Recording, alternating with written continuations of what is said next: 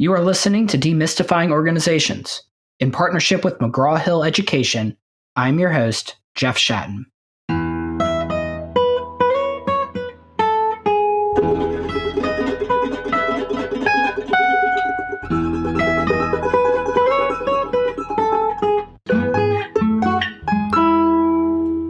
My guest today is Susan David.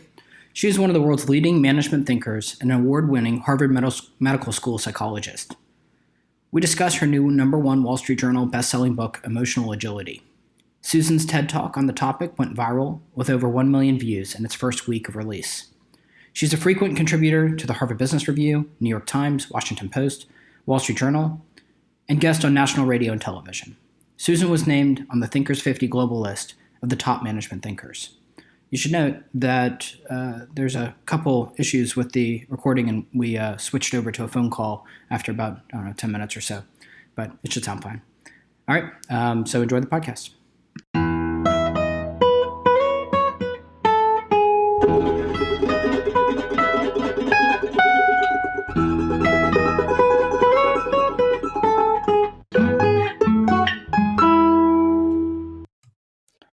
All right, I'd like to welcome to the podcast Susan David. Susan, thanks so much for joining me.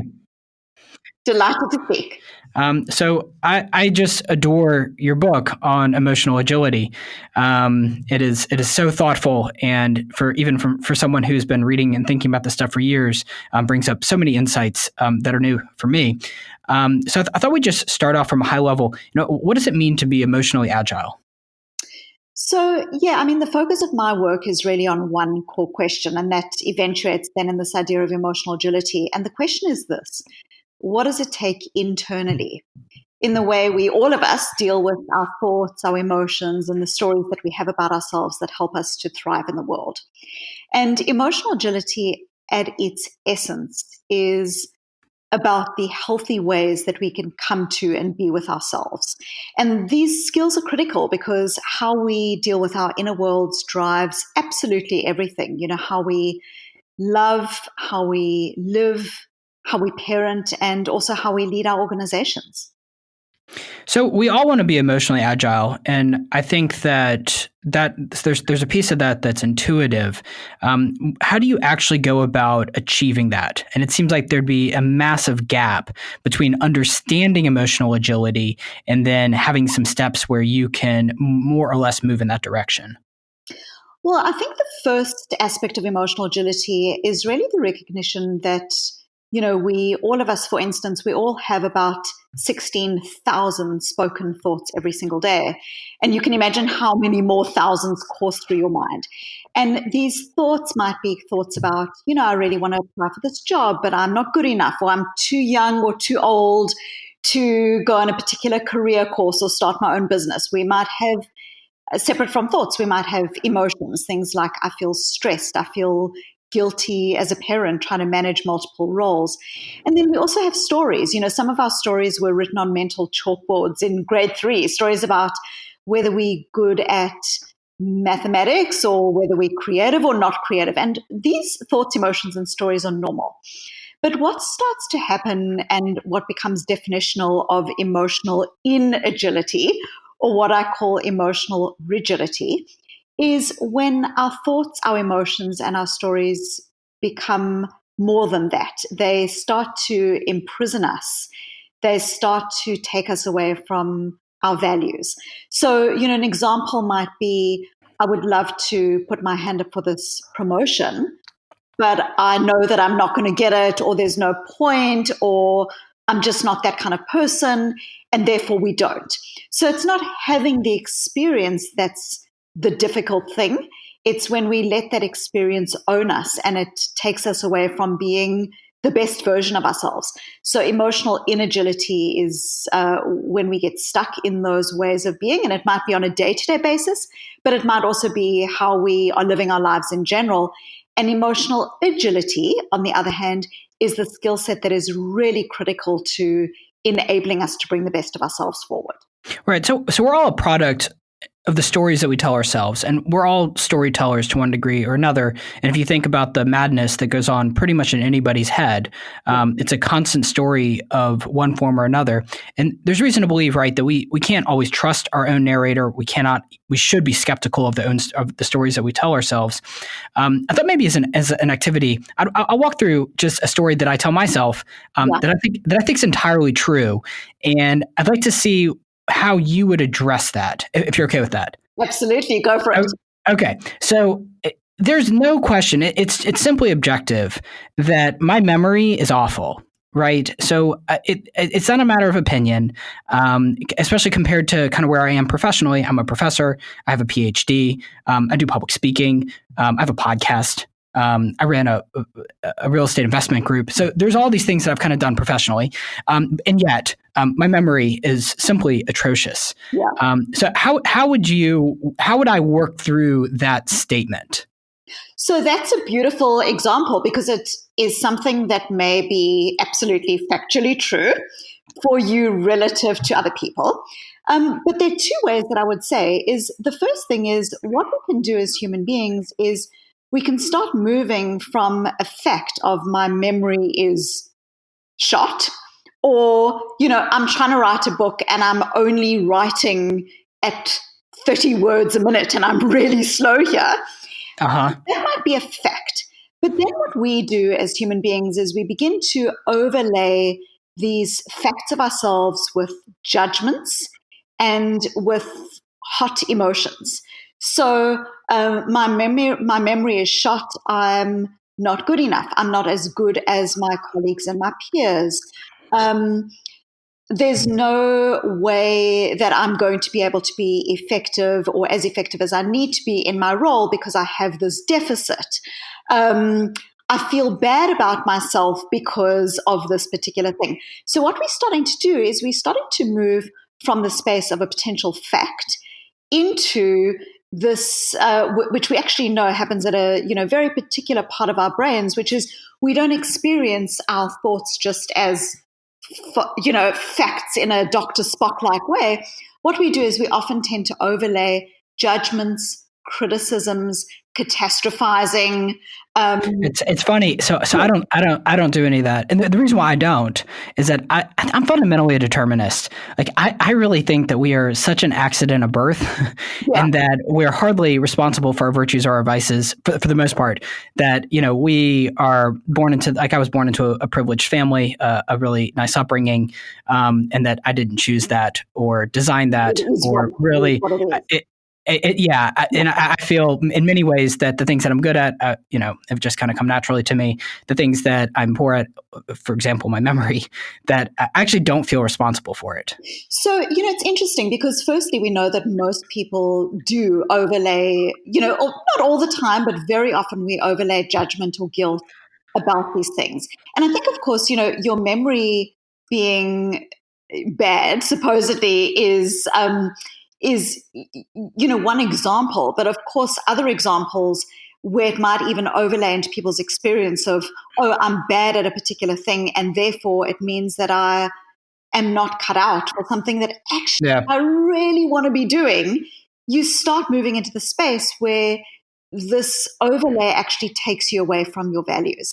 But the other thing that I think is really interesting is, Becca Levy from Yale University did research on exactly this.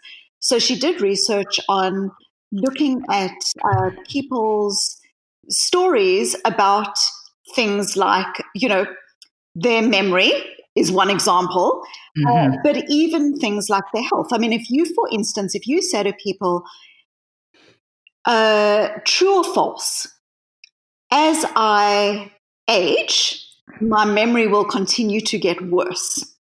Okay. Now, most people might say, oh, of course, that's true. As you get older, your memory is going to get worse. What Becca Levy does is she's looked at these true-false questions in terms of people's stereotypes that they have about aging and about their own mental functions.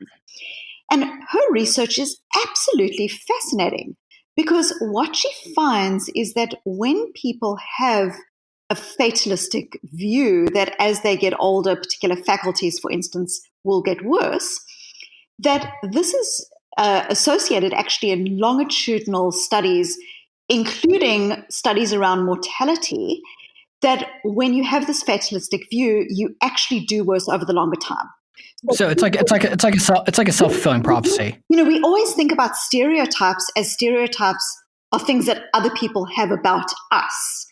But we as individuals, and of course this is one way of being emotionally inagile or emotionally rigid. The other thing that's really interesting, just in terms of your question, is there's a wide body of research looking at this idea that very often we think about stereotypes as being things that other people have about us.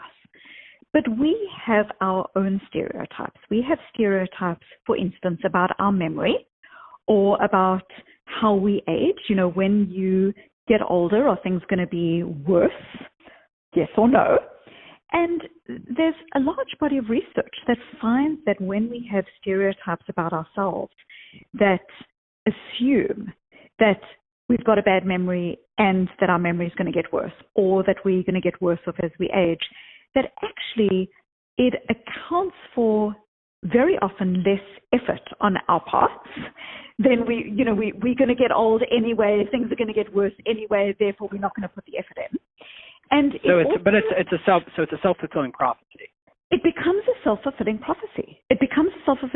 And it also can become, again, a reason that we give ourselves that may be actually a justified reason, but that is often automatic and stops us from interrogating whether something is helpful to us or not. And I'll just give you an example of what I mean by this. Very often when I'm working in organizations, people will say things like, I am right. I am right. I've got a bad boss. And everyone would agree with me that I've got a bad boss. And, we can get so often stuck in this idea of I am right and it is a fact that we stop asking ourselves, and is my action serving me? Is my action of then shutting down towards my boss or becoming overly transactional or, becoming overly cynical, is my action serving me? Is it bringing me closer to having the career that I most want to have? Is it bringing me closer to being the person that I most want to be? And so emotional inagility is when these thoughts, emotions, and stories, even if they have a basis in fact, can stop us and hold us back from being the people that we most want to be. If you've got a fact and it's not holding you back, then you're not being emotionally inagile with that particular aspect of your personality, of your lived experience. But very often what happens is the opposite. We feel bad, we feel hard done by, we feel that our boss is an idiot, or our colleagues are fraud, or, recently I had a conversation with someone whose job at the United Nations, this particular person's job was to bring vaccinations to children in a particular country in Africa. This was this person's job. And this individual said to me how he was struggling so much in his job because the job required him to negotiate with a specific politician. And he said to me, Susan, the politician makes me feel like my father used to make me feel, insignificant and unheard. And so what I've started to do is I've started to avoid taking the politician's calls. Now, why is this inagile? It might be completely factual, by all accounts that the politician is difficult to deal with. But why is it inagile? It's inagile because what it demands is either having a new politician in office or a new childhood. Neither of which is very likely. Yeah. And so at the end of the day, whether it's fact or right or wrong, we all get to ask ourselves a more important question, which is, who do I want to be in this situation? What actions can I take that bring me closer to doing what is of value in this situation? So what you're getting questions of emotional agility. Yeah, so what you're getting at, I think of conflict theory very much plays into this, which is that for most of us, we end up in a certain rote response to conflict, right? If you're competitively oriented, your default might be competition. So if something's a low stakes issue, you compete. If it's a high stakes issue, you compete. If it's something you're indifferent about, you still compete. Yes. Whereas what you really want as you work through people with conflict is to have to draw on a whole different tool chest. So for example, right, we can think of somebody who's in construction, right? A hammer is a great tool. It's great for what it does, but it's not the only tool you want to be able to use. And so for most people's approaches to conflict, they tend to use the exact same tool over and over and over. So for example, I was doing actually a workshop on this just yesterday, and most of the people in the room, they were avoiders. So the way that they approached conflict was avoidance, which avoidance can be a strong tool, but only when the stakes are really low. And so I went around the room and said, well, how do you approach when the stakes are really high and you have a complex situation?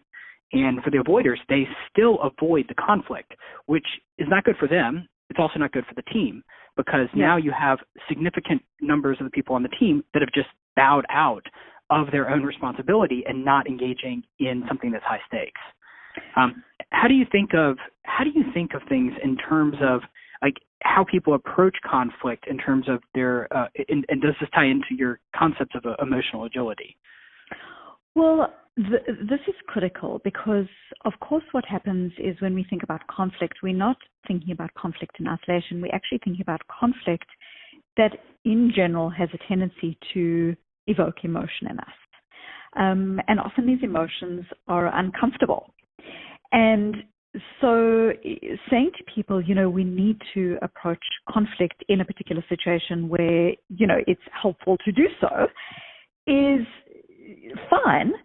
But when it's evoking emotion in an individual and when people are not skilled at navigating those emotions effectively, you have a no-win situation.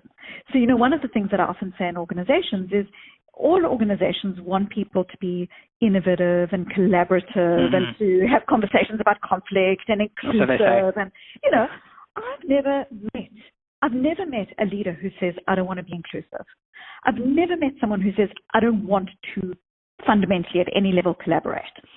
But what happens is when people get stressed, when people feel like they've got overload of information, they are often just drawing away and becoming incredibly transactional and incredibly focused. And we know this from even, the neurology and the cognitive science of how people become very focused in on a threat or very focused in on what it is that I've got to do at a task level. So really, when we think about all these challenges that we have in organizations around innovation, inclusiveness, and whatever, these are things that don't just happen in an organization without emotional agility. Emotional agility is about the ability to say, how does avoiding this conflict take me away from my values? If I value fairness, how fair is it that I don't give this person feedback?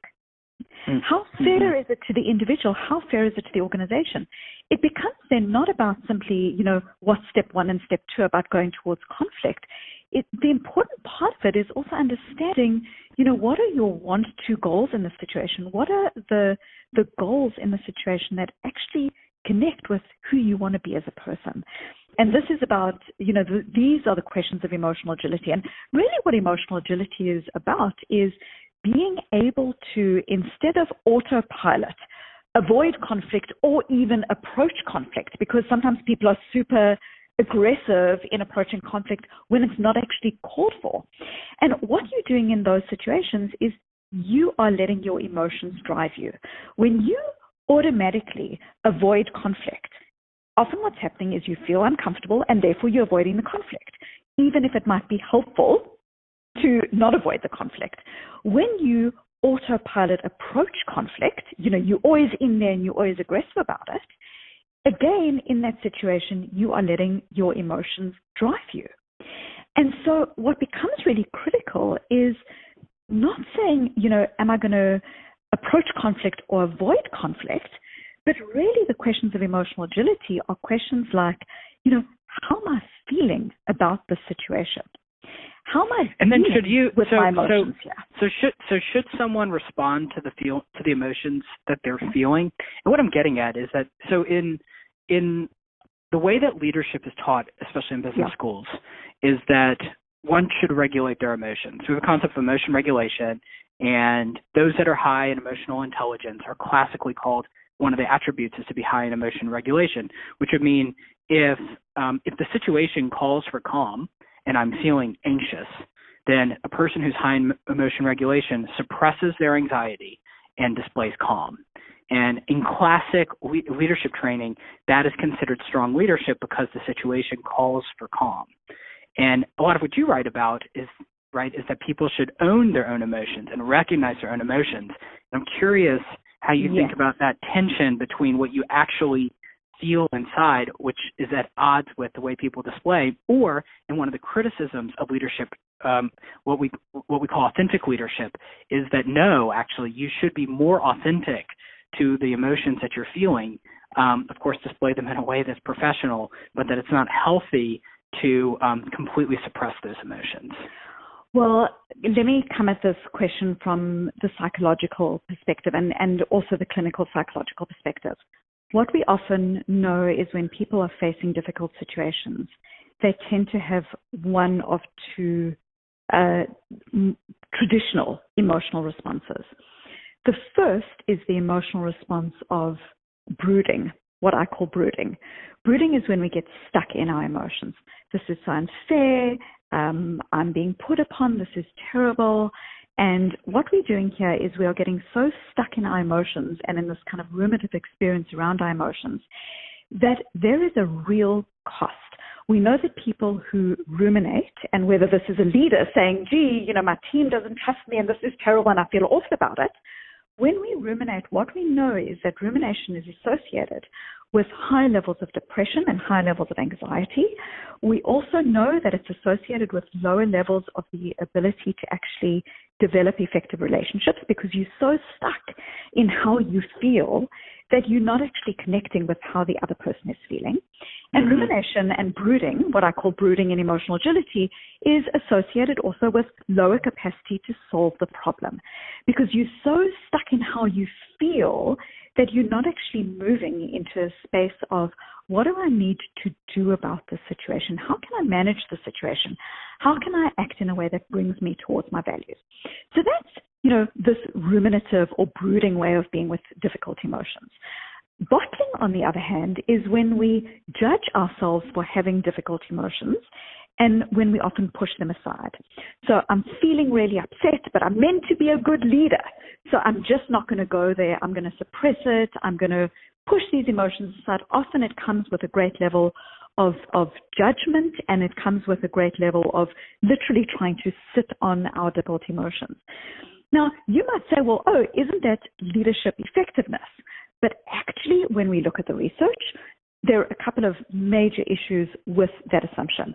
Firstly, if we are conflating regulating emotion with controlling emotion, with controlling my difficult emotion and pushing it aside, what we find is that people who suppress or bottle emotions, again, have higher levels of depression, higher levels of anxiety, lower levels of interpersonal relationship and lower levels of problem solving because you're so focused on what it is you need to do about the situation that what we're forgetting is that our emotions exist for a reason.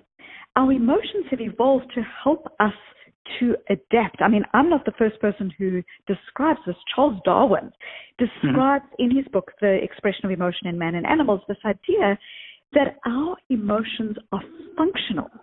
When you experience a difficult emotion in your organization or with your team, that difficult emotion is a signpost that something that you care about is at stake. In other words, our difficult emotions are often signposts to our values. All right. So what do you do? What can you do? Because again, and there's the two sides of the coin, right?